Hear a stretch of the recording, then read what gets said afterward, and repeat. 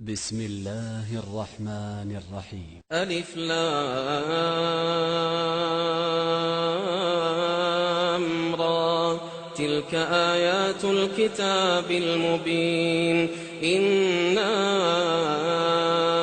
أنزلناه قرآنا عربيا لعلكم تعقلون نحن نقص عليك أحسن القصص بما أوحينا إليك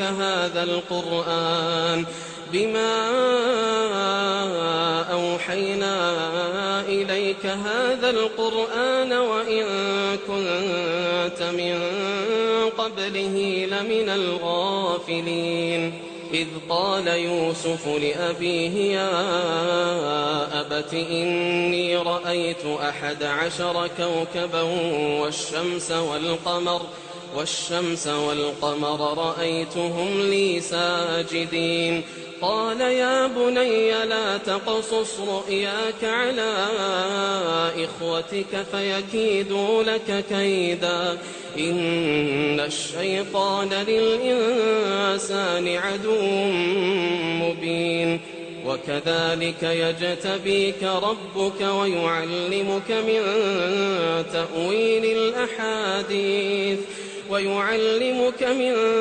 تأويل الأحاديث ويتم نعمته عليك وعلى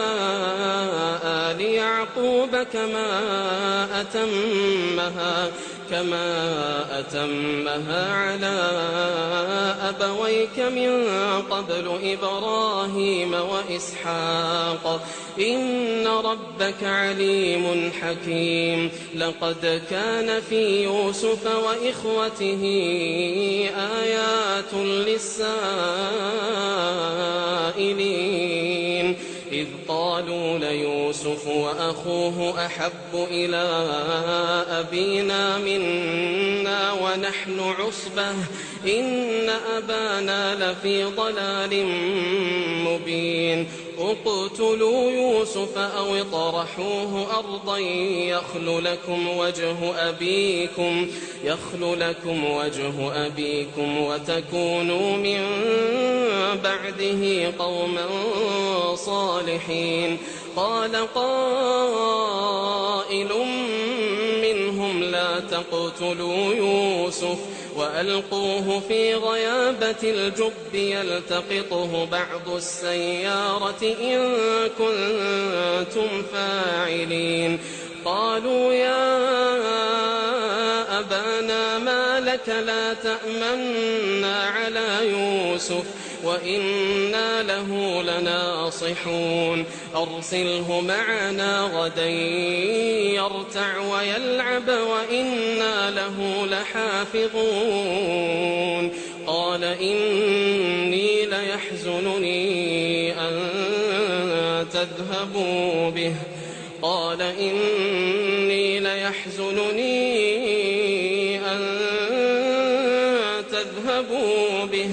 وأخاف أن يأكله الذئب وأنتم عنه غافلون قالوا لئن أكله الذئب ونحن عصبة إنا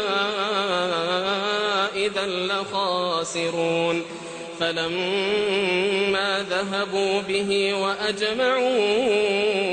أن يجعلوه في غيابة الجب وأوحينا إليه لتنبئنهم بأمرهم هذا وهم لا يشعرون وجاءوا أباهم عشاء يبكون قالوا يا أبانا إنا ذهبنا نستبق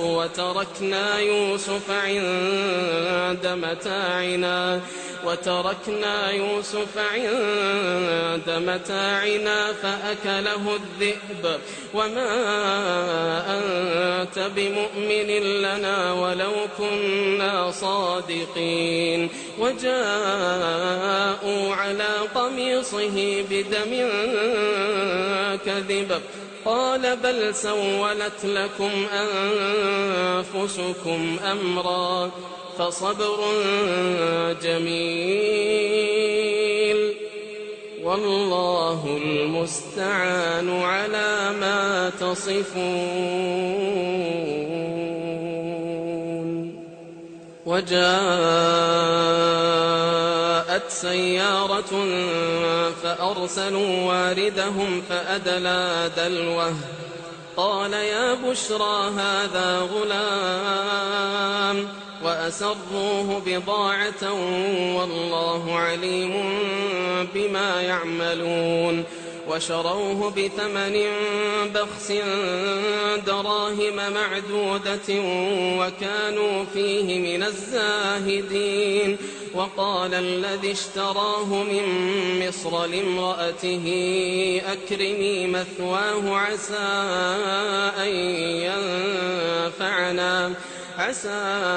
أن ينفعنا أو نتخذه ولدا وكذلك مكنا ليوسف في الأرض ولنعلمه من تأويل الأحاديث والله غالب على أمره ولكن أكثر الناس لا يعلمون. ولما بلغ أشده آتيناه حكما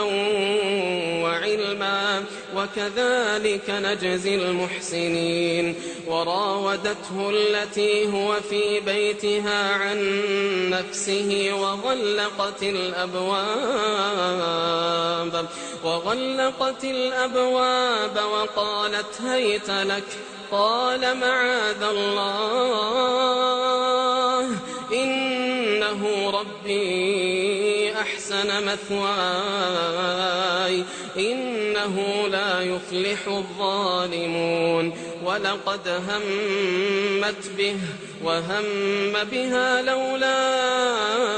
أن رأى برهان ربه كذلك لنصرف عنه السوء والفحشاء إنه من عبادنا المخلصين. واستبق الباب وقدت قميصه من دبر وألف يا سيدها لدى الباب قالت ما جزاء من أراد بأهلك سوءا إلا أن يسجن أو عذاب أليم. قال هي راودتني عن نفسي وشهد شاهد من أهلها إن كان قميصه قد من قبل فصدقت وهو من الكاذبين وإن كان قميصه قد من دبر فكذبت وهو من الصادقين. فلما رأى قميصه قد من دبر قال إنه من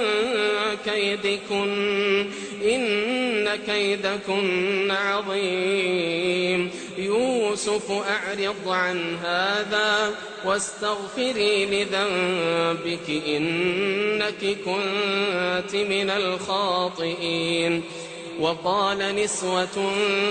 في المدينة امرأة العزيز تراود فتاها عن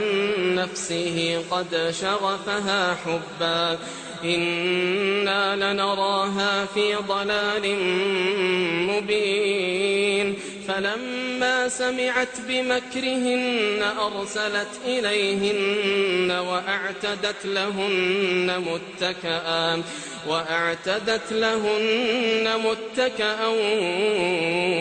وآتت كل واحدة منهن سكينا وقالت اخرج عليهن فلما رأينه أكبرنه وقطعن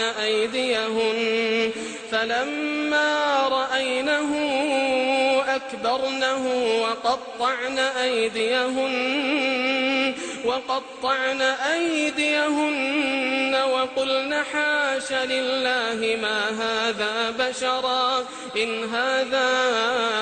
إلا ملك كريم. قالت فذلكن الذي لمتنني فيه ولقد راودته عن نفسه فاستعصم ولئن لم يفعل ما آمره ليسجنن وليكونن من الصاغرين. قال رب السجن أحب إلي مما يدعونني إليه وإلا تصرف عني كيدهن أصب إليهن وأكن من الجاهلين. فاستجاب له ربه فصرف عنه كيدهن إنه هو السميع العليم. ثم بدا لهم من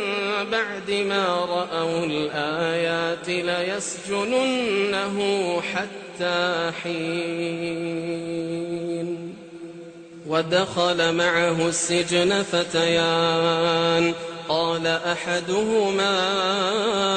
إني أراني أعصر خمرا وقال الآخر إني أراني أحمل فوق رأسي خبزا تأكل الطير منه نبئنا بتأويله إنا نراك من المحسنين. قال لا يأتيكما طعام ترزقانه إلا نبأتكما بتأويله قبل أن يأتيكما ذلكما مما علمني ربي إني تركت ملة قوم لا يؤمنون بالله وهم بالآخرة هم كافرون واتبعت ملة آبائي إبراهيم وإسحاق ويعقوب ما كان لنا أن نشرك بالله من شيء ذلك من فضل الله علينا وعلى الناس ولكن أكثر الناس لا يشكرون. يا صاحبي السجن أأرباب متفرقون خير أم الله الواحد القهار. ما تعبدون من دونه إلا أسماء سميتموها أنتم وآباؤكم ما أنزل الله بها من سلطان إن الحكم إلا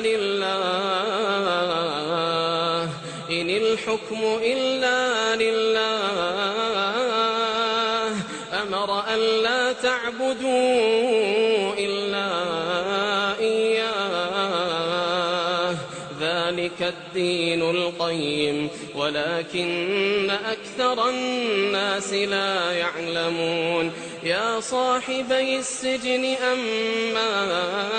أحدكما فيسقي ربه خمرا وأما الآخر فيصلب فتأكل الطير من رأسه قضي الأمر الذي فيه تستفتيان وقال للذي ظن أنه ناج منهما اذكرني عند ربك فأنساه الشيطان ذكر ربه فلبث في السجن 9 سنين. وقال الملك إني أرى 7 بقرات سمان يأكلهن 7 عجاف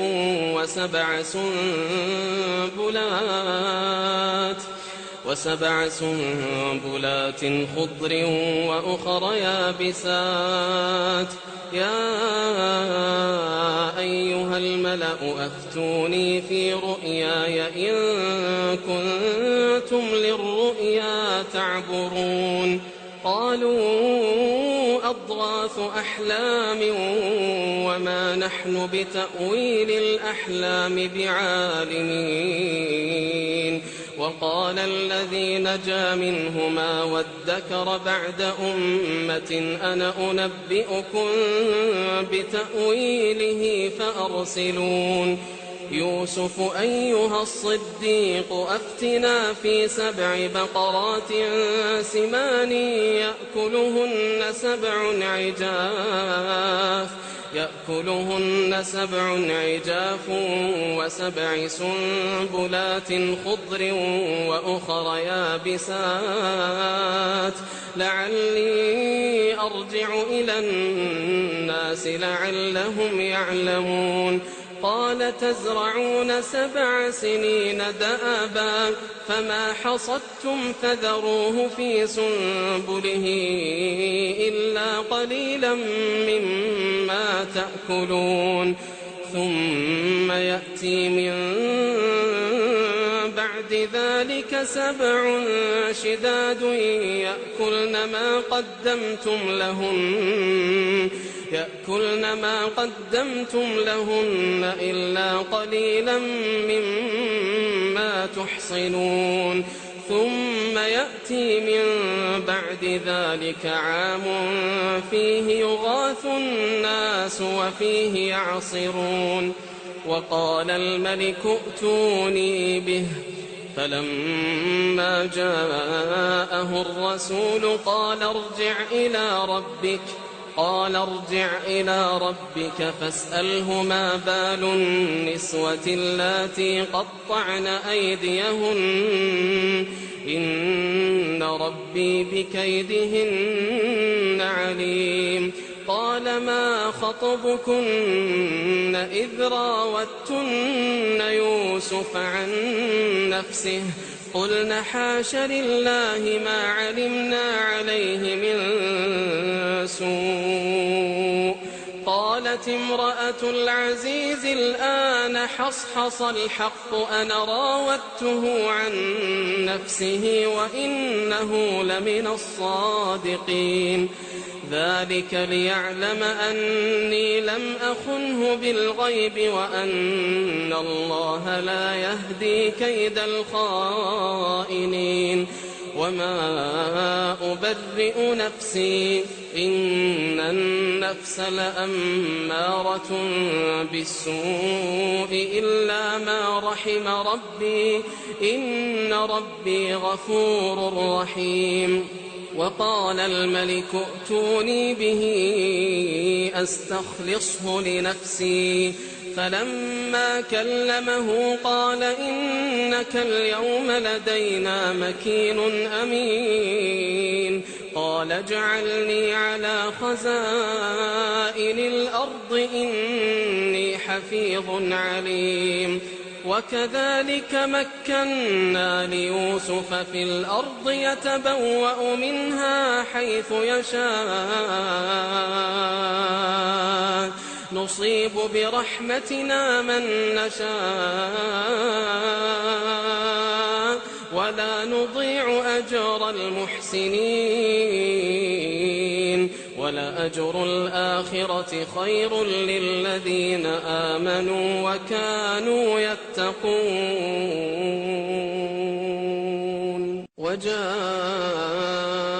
إخوة يوسف فدخلوا عليه فعرفهم وهم له منكرون. ولما جهزهم بجهازهم قال ائتوني بأخ لكم من أبيكم ألا ترون أني أوفي الكيل وأنا خير المنزلين فإن لم تأتوني به فلا كيل لكم عندي ولا تقربون. قالوا سنراود عنه أباه وإنا لفاعلون. وقال لفتيانه اجعلوا بضاعتهم في رحالهم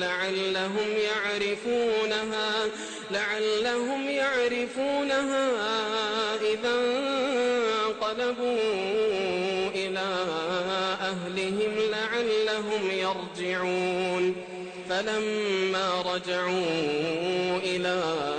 أبيهم قالوا يا أبانا منع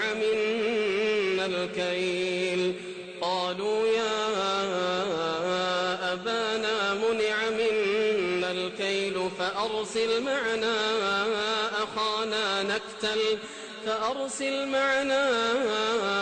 أخانا نكتل وإنا له لحافظون. قال هل آمنكم عليه إلا كما أمنتكم على أخيه من قبل فالله خير حافظا وهو أرحم الراحمين. ولما فتحوا متاعهم وجدوا بضاعتهم ردت إليهم قالوا يا أبانا ما نبغي هذه بضاعتنا ردت إلينا ونمير أهلنا ونحفظ أخانا ونزداد كيل بعير ذلك كيل يسير. قال لن أرسله معكم حتى تؤتون موثقا من الله لتأتونني به إلا أن يحاط بكم. فلما آتوه موثقهم قال الله على ما نقول وكيل. وقال يا بني لا تدخلوا من باب واحد وادخلوا من أبواب متفرقة وما أغني عنكم من الله من شيء إن الحكم إلا لله عليه توكلت وعليه فليتوكل المتوكلون. ولما دخلوا من حيث أمرهم أبوهم ما كان يغني عنهم من الله من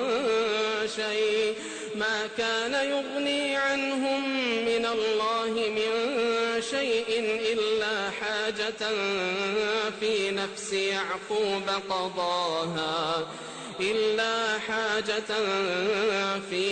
يعقوب قضاها وإنه لذو علم لما علمناه ولكن أكثر الناس لا يعلمون. ولما دخلوا على يوسف آوى إليه أخاه قال إني أنا أخوك فلا تبتئس بما كانوا يعملون. فلما جهزهم بجهازهم جعل السقاية في رحل أخيه ثم أذن مؤذن أيتها العير إنكم لسارقون. قالوا وأقبلوا عليهم ماذا تفقدون؟ قالوا نفقد صواع الملك ولمن جاء به حمل بعير وأنا به زعيم قالوا تالله لقد علمتم ما جئنا لنفسد في الأرض وما كنا سارقين قالوا فما جزاؤه إن كنتم كاذبين قالوا جزاؤه من وجد في رحله فهو جزاؤه كذلك نجزي الظالمين فبدأ بأوعيتهم قبل وعاء أخيه ثم استخرجها من وعاء أخيه كذلك كدنا ليوسف ما كان ليأخذ أخاه في دين الملك إلا أن يشاء الله نرفع درجات من نشاء وفوق كل ذي علم عليم قالوا إن يسرق فقد سرق أخ له من قبل فأسرها يوسف في نفسه ولم يبدها لهم قال أنتم شر مكانا والله أعلم بما تصفون قالوا يا أيها العزيز إن له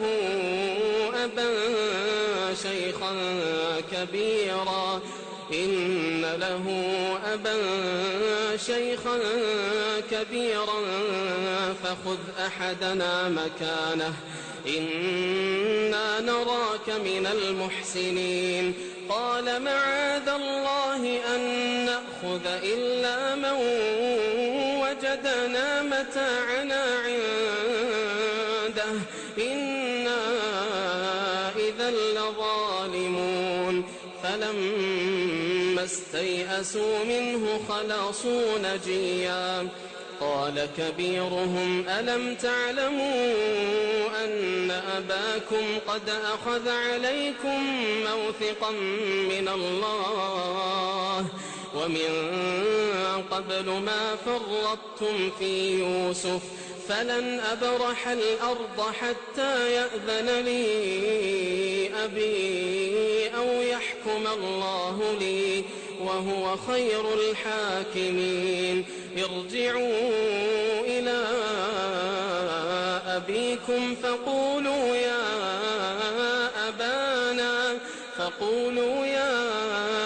أبانا إن ابنك سرق وما شهدنا إلا بما علمنا وما كنا للغيب حافظين واسأل القرية التي كنا فيها والعير التي أقبلنا فيها وإنا لصادقون قال بل سولت لكم أنفسكم أمرا فصبر جميل عسى الله أن يأتيني بهم جميعا إنه هو العليم الحكيم وتولى عنهم وقال يا أسفا على يوسف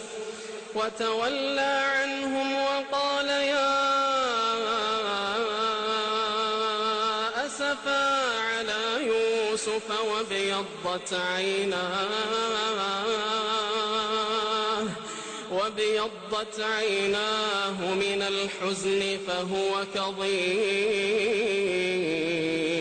قالوا تالله تفتأ تذكر يوسف حتى تكون حرضا أو تكون من الهالكين قال إنما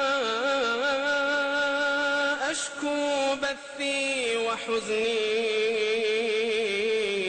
إلى الله قال وأشكو بثي وحزني إلى الله وأعلم من الله ما لا تعلمون يا بني اذهبوا فتحسسوا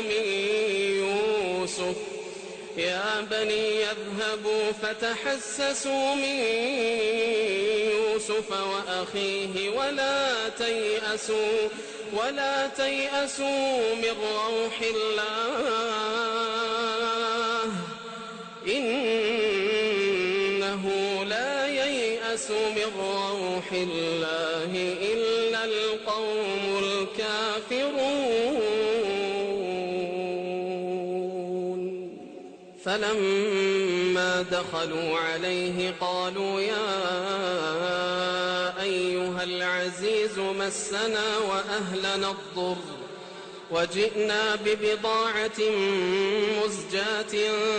فأوف لنا الكيل وتصدق علينا إن الله يجزي المتصدقين قال هل علمتم ما فعلتم بيوسف وأخيه إذ أنتم جاهلون قالوا أئنك لأنت يوسف قال أنا يوسف وهذا أخي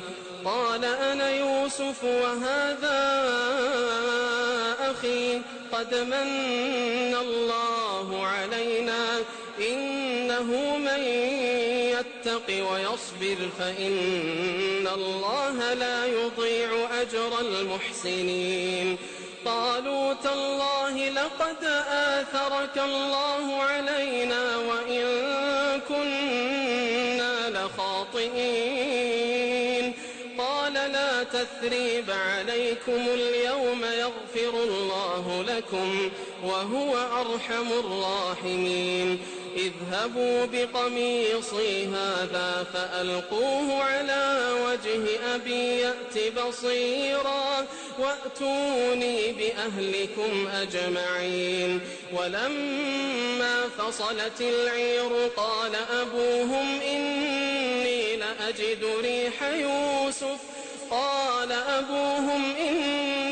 لأجد ريح يوسف لولا أن تفندون قالوا تالله إنك لفي ضلالك القديم فلما أن جاء البشير ألقاه على وجهه فارتد بصيرا قال ألم أقل لكم إني أعلم من الله ما لا تعلمون قالوا يا أبانا استغفر لنا ذنوبنا إنا كنا خاطئين قال سوف أستغفر لكم ربي إنه هو الغفور الرحيم فلما دخلوا على يوسف آوى إليه أبويه وقال ادخلوا مصر إن شاء الله آمنين ورفع أبويه على العرش وخروا له سجدا وقال يا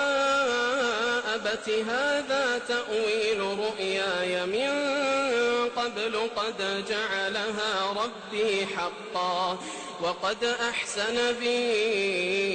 إذ أخرجني من السجن وجاء بكم من البدو من بعد أن نزغ الشيطان بيني وبين إخوتي إن ربي لطيف لما يشاء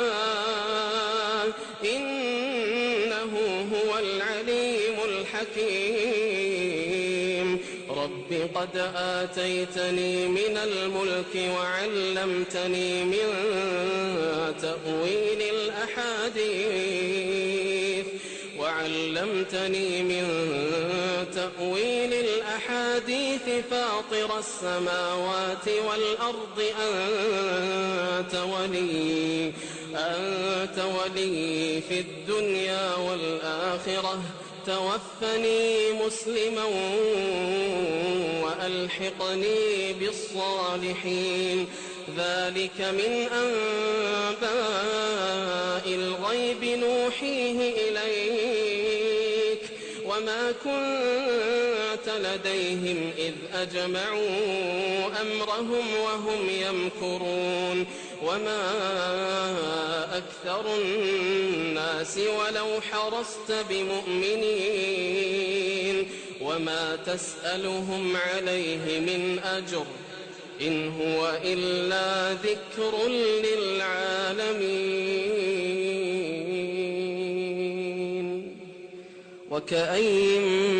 من آية في السماوات والأرض يمرون عليها وهم عنها معرضون وما يؤمن أكثرهم بالله إلا وهم مشركون أفأمنوا أن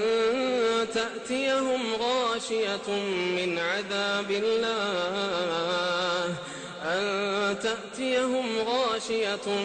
عذاب الله أو تأتيهم الساعة بغتة وهم لا يشعرون قل هذه سبيلي أدعو إلى الله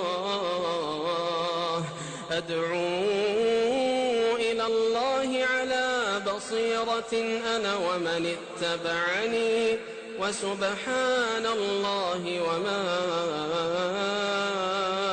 أنا من المشركين وما أرسلنا من قبلك إلا رجالا نوحي إليهم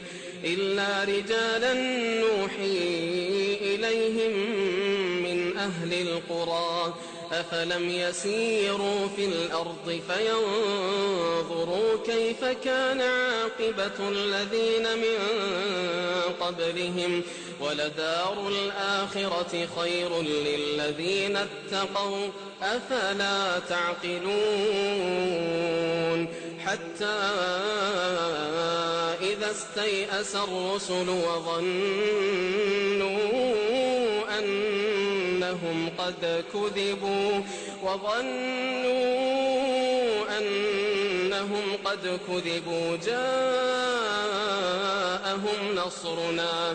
جاءهم نصرنا فنجي من نشاء ولا يرد بأسنا عن القوم المجرمين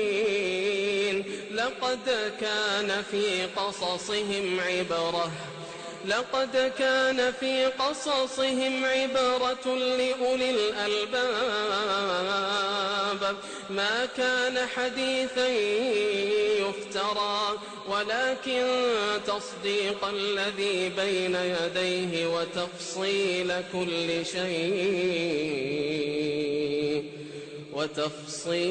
كل شيء وهدى ورحمة لقوم